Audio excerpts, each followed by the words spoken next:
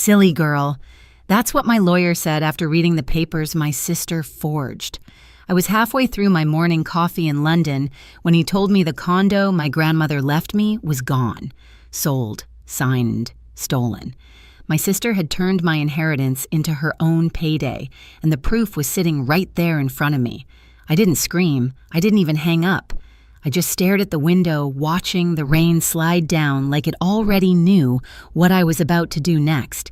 Because if my sister thought I'd stay quiet overseas, she had no idea what silence can do. I used to think distance protected me from family drama, from their constant comparisons, from the quiet looks that said I'd never be enough. Living in London gave me space to breathe, to build something of my own. My sister Malene stayed behind in Florida, married well, became the perfect daughter everyone bragged about at church. Mom adored her for it. And me, I was the dreamer who left. But there was one person who never made me feel small, Grandma Evelyn. She was sunlight in a world of cold approval. Every summer, she'd brew lavender tea on her balcony overlooking Tampa Bay. The ceiling fan would hum while she told me stories about how she learned to start over after Grandpa died. "Don't let life make you small, Lizzie," she'd whisper, squeezing my hand. "You're meant to take up space." That condo wasn't just property. It was her legacy, a place soaked with her scent, her laughter, her love. When she passed, she left me the deed, handwritten and signed with her soft cursive. It was her way of saying, "I see you, even if no one else does." After the funeral, Malene handled everything: the flowers, the paperwork, the estate meetings. She looked so composed in her cream dress, greeting relatives like a hostess instead of a grieving granddaughter. I thought she was being responsible. Turns out she was rearranging more than roses. Mom used to sigh over the phone. "You should be more like your sister. She has her life together." I'd bite my tongue, sip my coffee, and let the comment slide. I learned early that fighting for fairness in our family was like yelling into a hurricane. So when my lawyer called that morning, when he said the condo had already been sold, I felt something inside me shift. The shock was cold, precise, almost surgical. For a moment, I imagined Malene signing the papers with that polished smile of hers, the one she wore when she wanted everyone to believe she knew best. I opened my laptop, scrolling through the photos on my phone until I found one of Grandma and me on that same balcony. Her hand rested on mine. The sunlight caught the silver watch she always wore. My throat tightened. That condo was more than walls and keys. It was proof that someone once believed I was enough. And now my sister had turned it into cash. The drizzle outside grew heavier, tapping against the window like a warning. I closed my eyes and whispered to no one, "Grandma, I'm sorry. I should have protected what you gave me." Then my phone buzzed again, a new email from my lawyer. Subject line, "Inconsistencies found." My heart stilled, because deep down I already knew who was behind them. Douglas's voice carried across the crackling line. "Elizabeth, there's something off about these documents," he said. "The notary stamps don't match and the signature looks rehearsed." I pushed my chair back, staring at the screen in disbelief. "Rehearsed?" I asked, though I already knew the answer. He hesitated, then exhaled.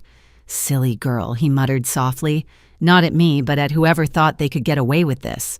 "Your sister must have forged it." Those two words, "silly girl," cut deeper than he meant them to. They stuck in my head, repeating themselves until the meaning twisted. To him, it was an observation. To me, it was a challenge.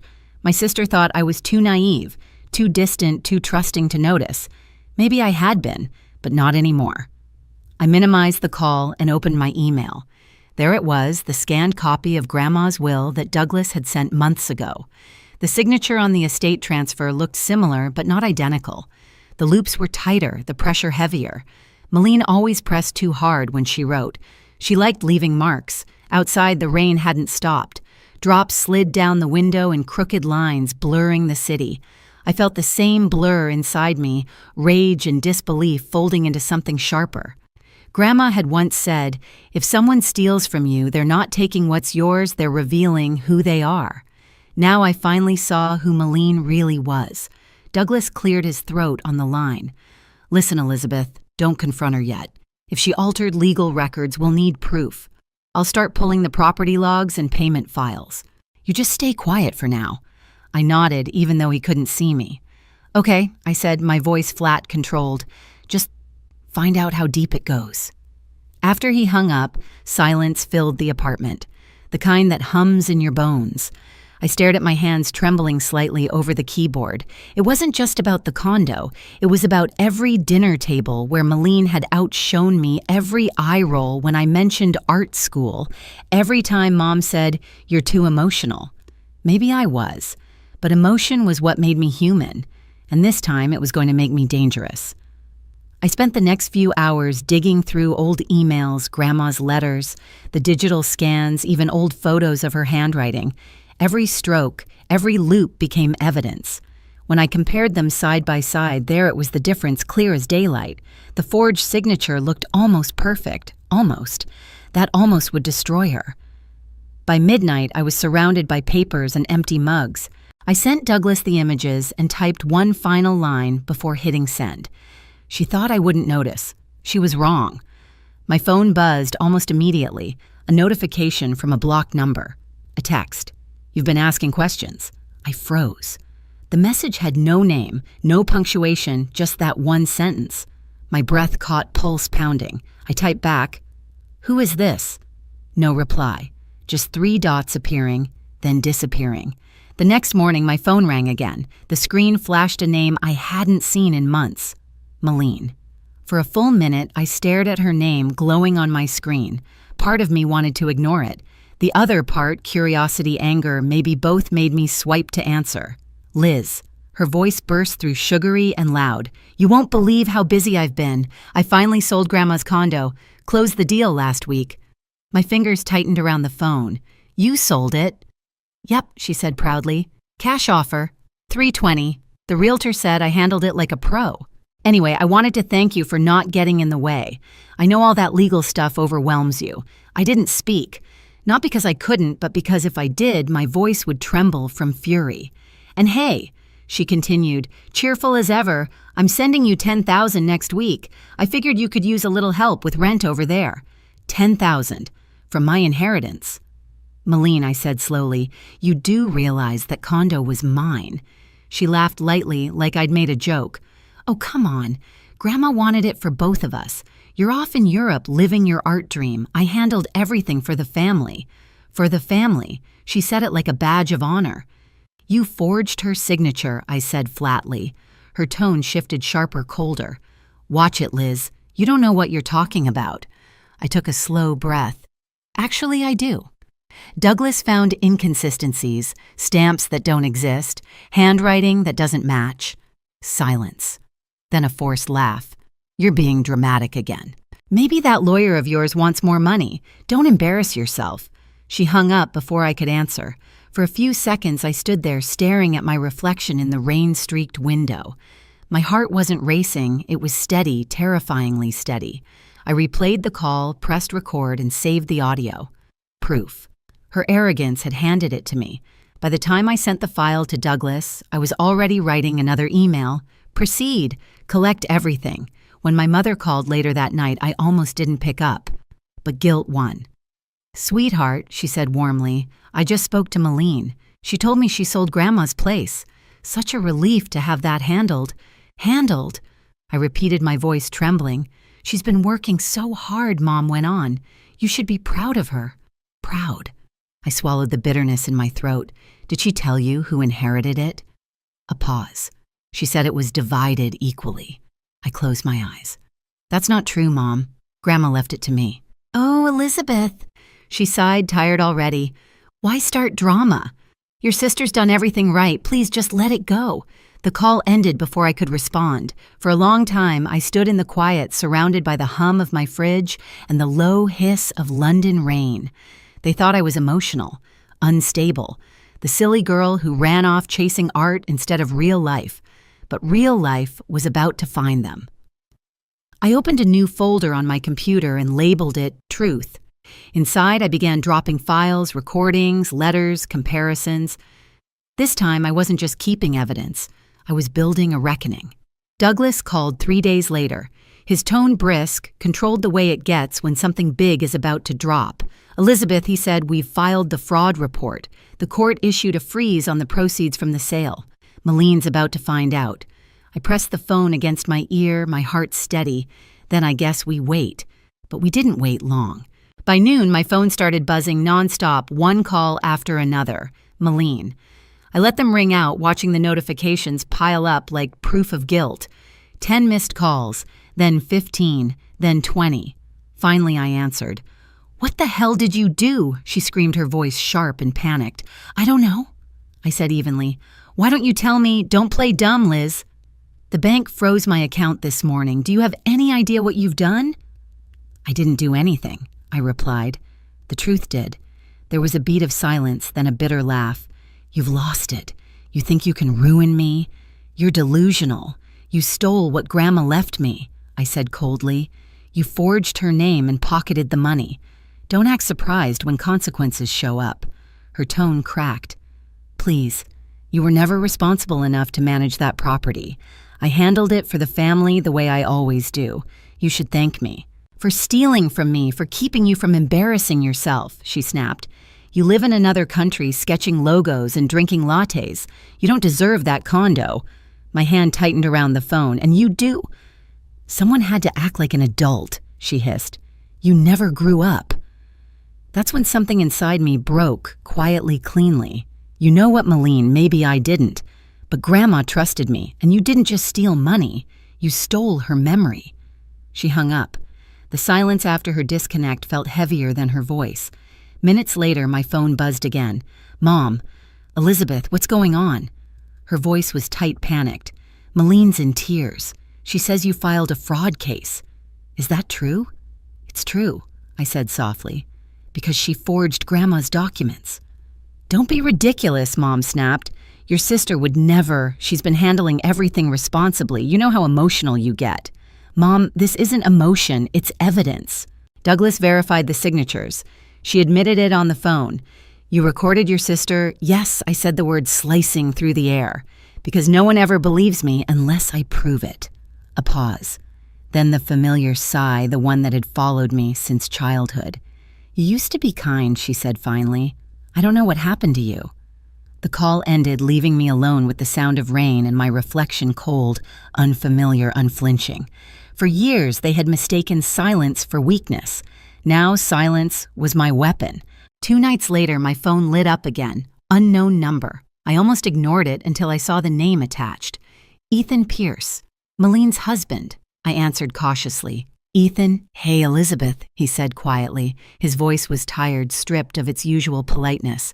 "I hope I'm not crossing a line, but I think you deserve to know the truth." I stayed silent. "I didn't know what she'd done," he continued. "She told me you'd given up your claim. I didn't ask questions, but after everything blew up, the frozen account, the bank calls, I started checking things myself. And," he exhaled, "she forged it, Elizabeth. The will, the notary, everything. She said you wouldn't notice from overseas. I confronted her yesterday. She broke down, said she deserved it more. She spent part of the money on a new house. It's gone." The world went quiet around me. "And you're telling me this now because I can't keep lying for her. I'll testify if it goes to court." For a moment, I couldn't breathe. Then, "Thank you." "You don't have to thank me," he said softly. "You were right all along." When the call ended, I sat in silence, staring at the rain-streaked glass. A strange calm washed over me. Not joy, not triumph, just clarity. Douglas called the next morning. "Ethan's cooperating," he said. "We've got enough to press forward. The buyers are testifying too. If we move now, it's airtight." "Do it," I said. Hours later, Malene's lawyer reached out. They wanted to settle. "She's offering $150,000, Douglas explained, "if you drop the case and let the sale stand." I laughed bitter and low. "Half the value of what she stole." "No." "She's desperate," he said. "But if we go to trial, her side will claim Grandma wasn't of sound mind when she wrote the will. It'll be ugly." "I don't care," I said. "I'm done keeping peace at my own expense." He paused. "You sound just like your grandmother." That hurt in the best way possible. That night I couldn't sleep. I opened the last email Grandma had ever sent me. Her words glowed against the dark screen. If I ever leave you, it's not charity. It's a promise. A promise that you'll keep living boldly.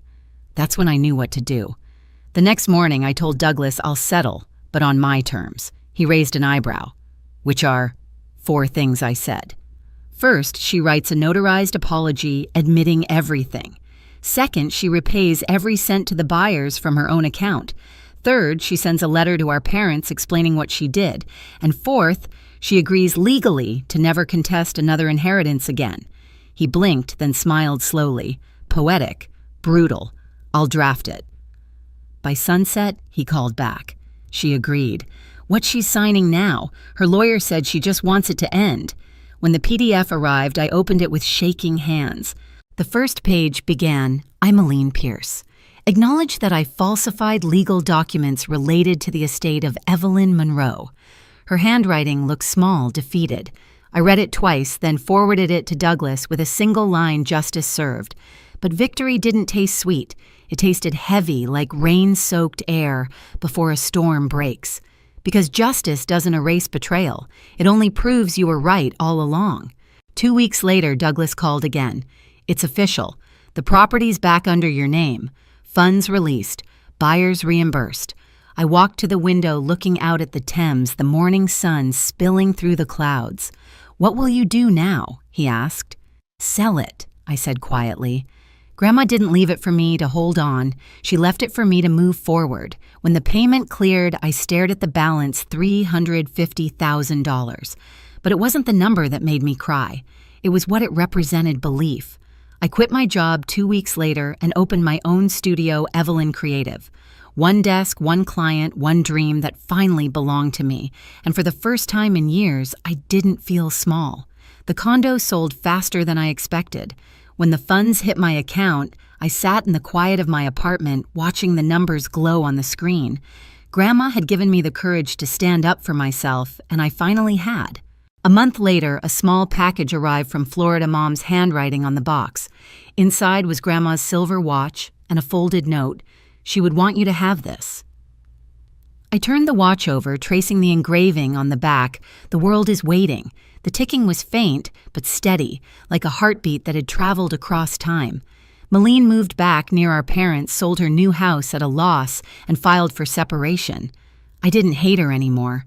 I just hoped she learned what Grandma taught me, that freedom and integrity are worth more than anything you can steal.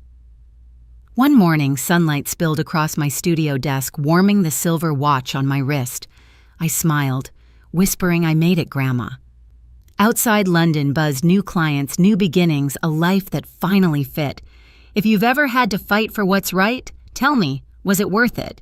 Hit subscribe and share your story.